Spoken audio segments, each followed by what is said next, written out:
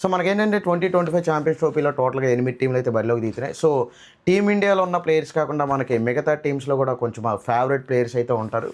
So ఆ players ఏంటంటే మనకి గేమ్‌ని చేంజ్ చేసేయగలరు. సో అందుకే వాళ్ళు మనం గేమ్ చేంజర్స్ అంటాం. సో అలాంటి గేమ్ చేంజర్స్ ప్రతి టీంలో ఎంతమంది ఉన్నారు అనేది మనం ఒకసారి చూసుకుందాం. ఫస్ట్ ఆస్ట్రేలియా టీంలో చూసుకుంటే ప్యాట్ కమిన్స్, జోష్ హాసల్వుడ్ ఇంకా మిచెల్ మార్ష్ ఇంజురీస్‌తో వాళ్ళు టీంకి దూరం అయిపోయారు. దాని తర్వాత మిచెల్ మార్ష్ వచ్చి మిచెల్ స్టార్క్ చూసుకుంటే అతనికి ఏవో పర్సనల్ ప్రాబ్లమ్స్ ఉన్నాయి.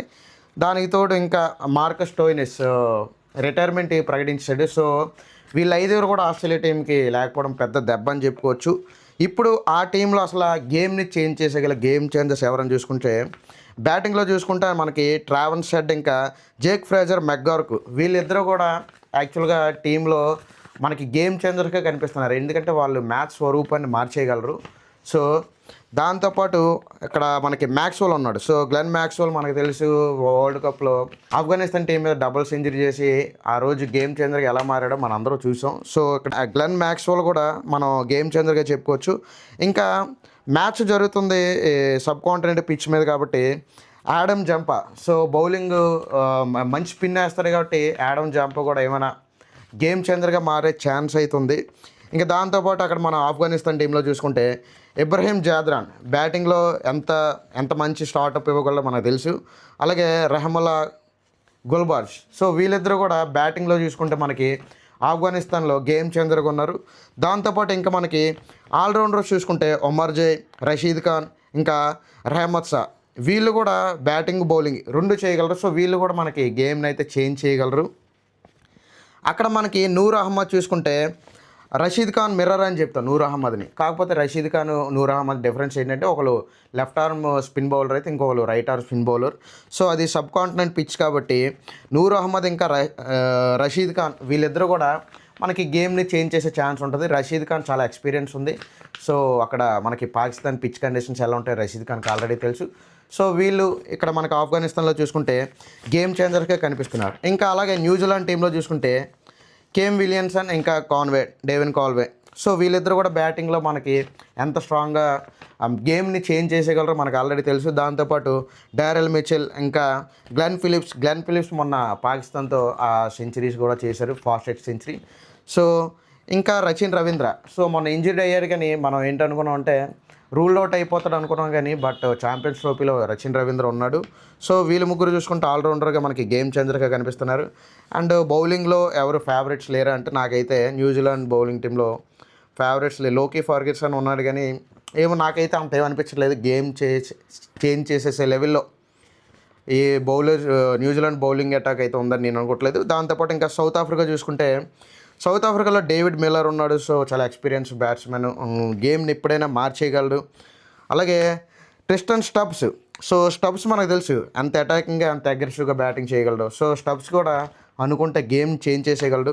ఇంకా దాంతోపాటు మనం చెప్పక్కర్లేదు keeper henry Klaasen. So Klaasen మనకు తెలుసు ఒక్కడి నుంచి ఉంటే చాలు ఆపోజిట్ టీంని చిత్తిగా ఓడించేయగలడు.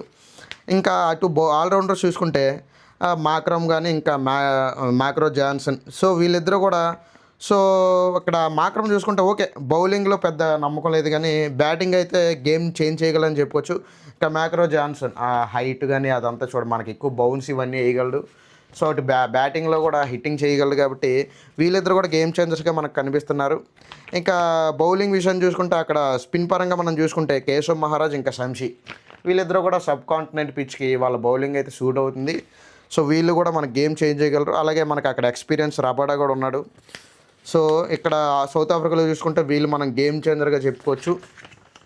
నెక్స్ట్ ఇంకా పాకిస్తాన్ చూసుకుంటే చాలా ఇంట్రెస్టింగ్గా ఉంది.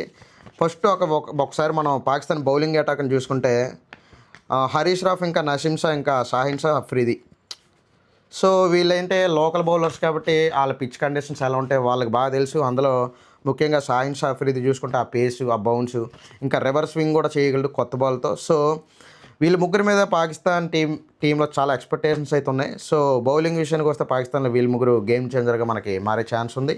దాంతోపాటు అక్కడ బ్యాటింగ్లో చూసుకుంటే బాబర్ అజమ్ కానీ ఫకర్ జమాన్ కానీ రెజ్వాన్ వీళ్ళ ముగ్గురు కూడా బ్యాటింగ్లో గేమ్ చేంజర్గా మారే ఛాన్స్ ఉంది. ఇక్కడ చాలామందికి ఫకర్ జమాన్ ఎందుకు చెప్పాను అనుకుంటున్నారు మీరు.